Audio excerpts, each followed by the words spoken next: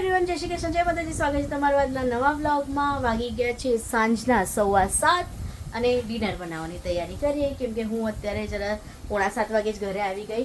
હું જસ્ટ ઘરે આવીને દિવ્યભાઈ નીકળ્યો એમના ક્લાસીસ માટે. તો જોઈ લો, સીટુડી સૂતી છે અહીંયા.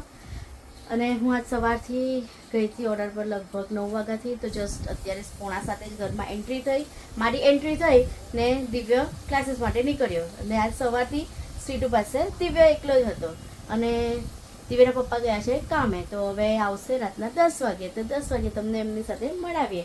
અને હું ડિનરમાં શું બનાવું છું તો તમને બતાવું. તો જોઈ લો, અહીંયા કુકર મૂકી લીધું છે. કુકરમાં બાફા નહીં બનાવી લીધા છે મગ, લસણવાળા મગ. અહીંયા બની રહ્યું છે રાઈસ.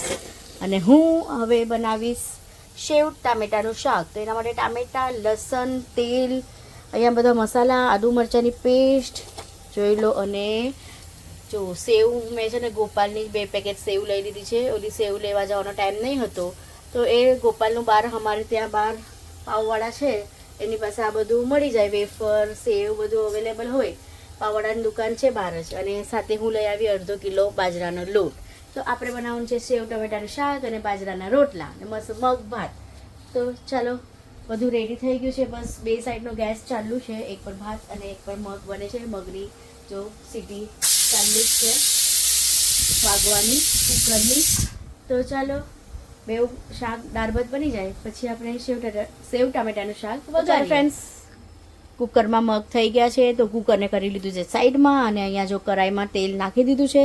તેલ ગરમ બી થઈ ગયું. તેની અંદર નાખીશું હિંગ. હિંગ નાખ્યા પછી આપણે નાખવાની છે એની અંદર રાઈ. તો હવે એમાં નાખી દઈએ રાઈ. રાઈ નાખીને આપણે નાખશું લસણ, કૂટેલી લસણ.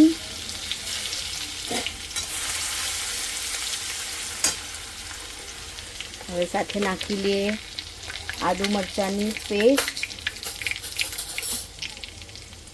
તો આદુ મરચાંની પેસ્ટ પણ નાખી લઈએ આપણે.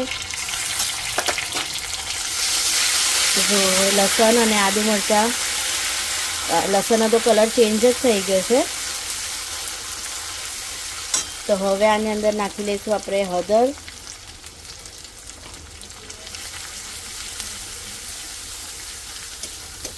અને હવે નાખી દઈએ આપણે ટામેટા.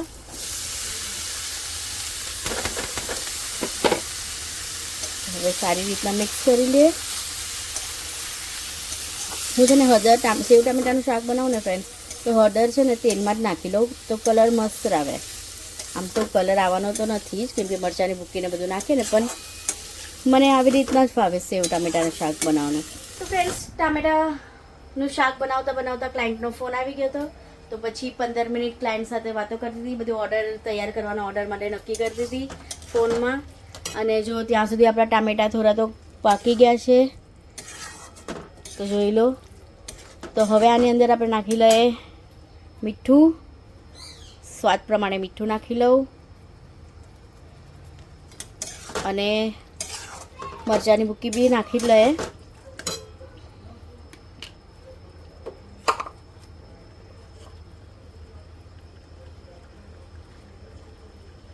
એક ચમચી મરચાંની ભૂકી, કાશ્મીરી જ છે એટલે વાંધો નહીં.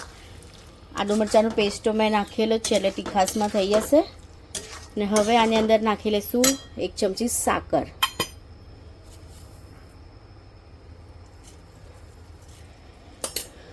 એટલે સેવ ટામેટાનું શાક છે ને ખાટું મીઠું મસ્ત લાગે.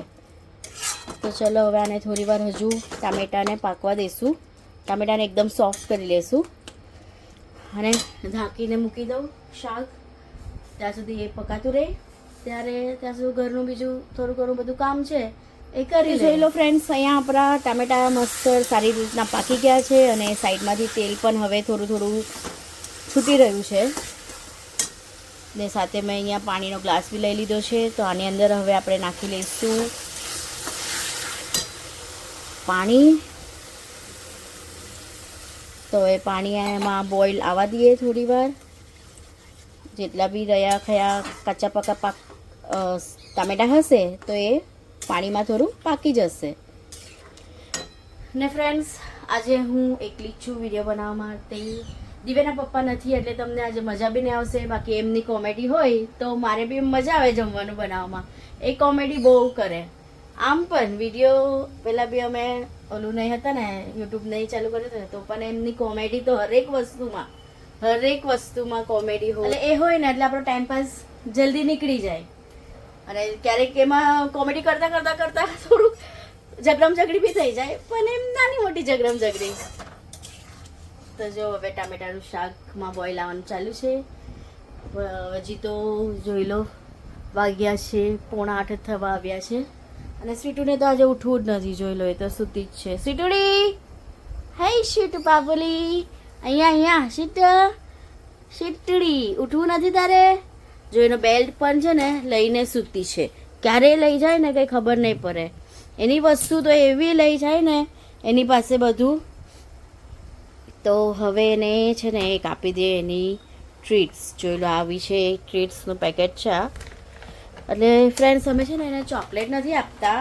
એક ક્લાયન્ટ ભૂલાઈ ગયું. એક આપણા સબસ્ક્રાઈબરનો મેસેજ હતો કે સ્વીટુને ચોકલેટ નહીં આપતા. સ્વીટુને છે ને એ ચોકલેટ નથી આપી અમે. સ્વીટુને છે ને એ મેં ઓલો શીરો બનાવ્યો હતો ને ઘઉંના લોટનો, એ શીરો થોડો આમ આપ્યો કે આમ એને બી આપે ને તો એને એમ લાગે કે મને પણ થોડું આ લોકો કંઈ આપે છે. તો જો આ છે સ્ટીક છે સ્વીટુને ચોકલેટ, મતલબ આવી રીતના આ છે ને ડોગી લોગોની ચોકલેટ છે. એ ખાય ને તો ચાલે. તો જોઈ લો, જો ફટાફટ બસ ચોકલેટ મળે ને તો સ્વીટુડી ખુશ. તો આવી રીતના અમે આ છે એવી રીતના ચોકલેટનું પેકેટ છે ટ્રીટ્સનું. એ દિવસમાં એકવાર સ્વીટુને આપે ખાવા, એને મજા આવે. ને પછી આવી કઈ બિસ્કિટ પણ છે, જોઈ લો આવી બિસ્કિટો પણ છે, એ પણ લઈને અમે રાખી છે કે એને ખવડાવીએ છીએ. તો ચાલો આપણો શાકમાં જોઈ લો બોઇલ આવવાનું ચાલુ થઈ ગયું છે. તો હવે હું એમાં નાખી દઈશ સેવના પેકેટો. 2 પેકેટ નાખી લઉં પછી તમને બતાવું ફ્રેન્ડ્સ. 1 પેકેટ સેવ મેં અંદર નાખી દીધું છે. હવે બીજું પેકેટ પણ નાખી દઈએ આપણે. આ સેવ છે ને થોડી જાડી છે, ચાલે. હવે સેવ ટામેટાના શાકમાં છે ને જાડી સેવ પણ મજા આવે. તો હવે સારી રીતના મિક્સ કરી લઈએ. ને આમાં પાણી છે એ થોડું સુકાવા દઈશું. થોડું તો ગ્રેવીવાળી જ રાખશું કેમ કે રોટલા સાથે ખાવાની મજા આવે સેવ ટામેટાનું શાક. તો હવે ગેસ કરી લેશે સ્લો અને થોડી વાર રહેવા દઈશું 5 મિનિટ. ત્યાં સુધી શું સેવ પણ સારી રીતના ટામેટામાં પકાઈ જાવ સેવ ટામેટાના શાકમાં. અને ડેકોરેશન કરવા માટે કોથમીરી ખતમ થઈ ગઈ છે એટલા માટે આપણે કોથમીરી નથી નાખવાની. તો ચાલો આવી રીતના શાક બની જાય પછી આપણે બનાવવાના છે ગરમા ગરમ બાજરાના રોટલા. તો મારો વિચાર છે કે રોટલા દિવ્યા અને દિવ્યાના પપ્પા આવે ત્યારે જ આપણે બનાવીએ. તો ગરમા ગરમ રોટલા ત્યારે બનાવીને ખાશું. હવે થોડું શાક પકાઈ જાય પછી મમ્મીને ડબ્બામાં જ આપી દઈશું કેમ કે મારા પપ્પાને અને મમ્મીને સેવ ટામેટાનું શાક બહુ ગમે. તો હું ક્યારે બી કઈ વસ્તુ બનાવું ને તો મમ્મી પપ્પાને આપું. અને સાથે એ લોકો પણ ત્યાંથી કંઈ બચ્યું હશે ને તો ત્યાંથી અહીંયા આવશે. એટલે અમારું છે ને રોજનું આવી રીતના જ હોય. મારા ઘરનું જમવાનું મમ્મીના ઘરે જાય, મમ્મીના ઘરનું જમવાનું અહીંયા આવે. ને એ લોકો શું છે બચેલું હોય ને એ લોકો બીજા દિવસે નહીં ખાય મમ્મી લોકો બિલકુલ, ને અમે ખાઈ લઈએ. તો એવી રીતના એ લોકોનું રાતે જે બચે થોડું જમવાનું તો અમારા ઘરે પાર્સલ આવી જાય. પછી શું કરે દિવ્યાના પપ્પા સવારના ગરમ કરી નાસ્તામાં મસ્ત પાવ સાથે શાક હોય કે કાંઈ પણ હોય ને ભાજી, તે કડક પાવ સાથે એને ખાવાની મજા આવે. તો ચાલો આપણે શાક રેડી થઈ ગયું છે. તો હવે ગેસ કરી લઈશું બંધ ને પછી ગરમા ગરમ રોટલા બનાવવાની તૈયારી કરીએ.